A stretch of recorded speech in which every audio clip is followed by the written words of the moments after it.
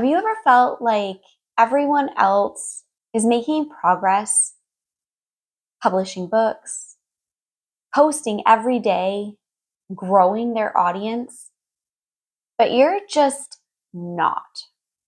Your writing stalled, your energy's scattered, and you can't help but wonder, did I fall behind? Did I mess up? Should I even continue? If you've been feeling this way, you are not alone. And I have some honest thoughts on this that just may help.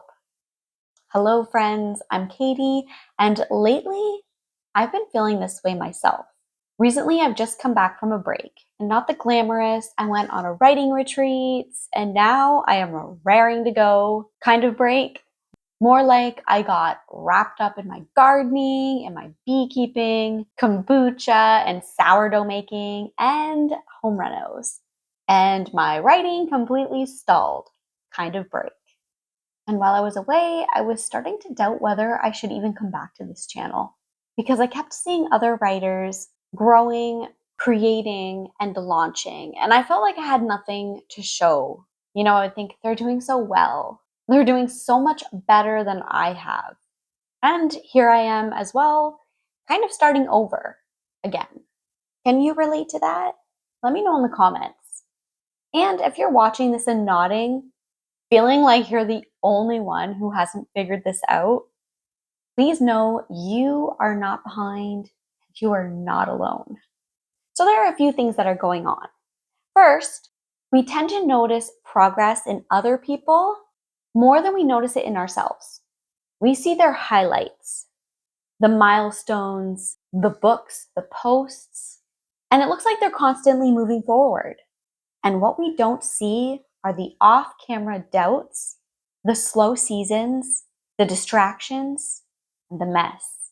And if you're neurodivergent like me, ADHD, or maybe highly sensitive, your attention doesn't always stay where you want it to. You might go through seasons where writing is not the main character in your life, even though your stories still matter to you. And that's okay. But that feeling of not keeping up, of not being good enough, of wondering if it's too late, that can steal your joy, your spark, your motivation to try again. So let's talk about what to do when it feels like everyone else is doing better than you are. First, we want to zoom out. When you're deep in comparison, your view gets narrow. It's like looking through the world through a straw. So, zoom out and remember, this is one chapter in your creative journey, not the whole story. You've already done more than you give yourself credit for. Life experience counts. Healing counts. Taking care of your family and your mental health absolutely counts. Second, reconnect with your why.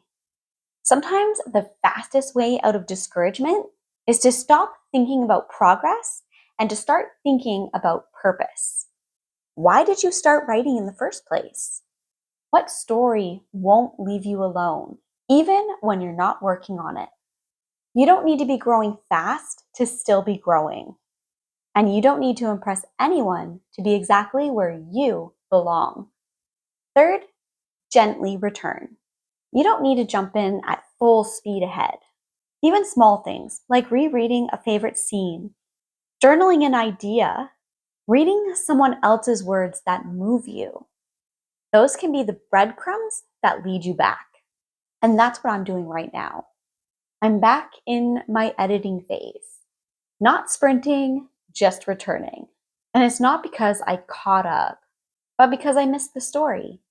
And that's enough reason. So remember, you are not late. You're not behind. You're not a failure. You are a writer. Even when the words don't come, even when the garden takes your priority, even when the comparisons creep in. Sometimes the most meaningful creative work is the part that no one sees. The quiet healing, the lived experiences, and the choice to come back. So if you've been wondering whether you still belong here, whether your voice still matters, whether it's worth coming back to your book or your channel or your creative goals. Here's your gentle reminder. You do belong. You haven't missed your chance. Your pace is your pace. If you're just getting back into your writing, or if you're even just starting to write, I'd love to hear comments from you. What's been pulling at your creative heart lately? What are you slowly returning to? And if you would like more encouragement, or you just want a little company while you're navigating your writing journey, make sure to subscribe. This channel is for people who love writing, but also love living their life, who want deep stories, honest conversations, and space to grow at their own pace. Thanks for spending time with me today. And wherever you are in your creative path, I'm cheering you on, always. Until next time.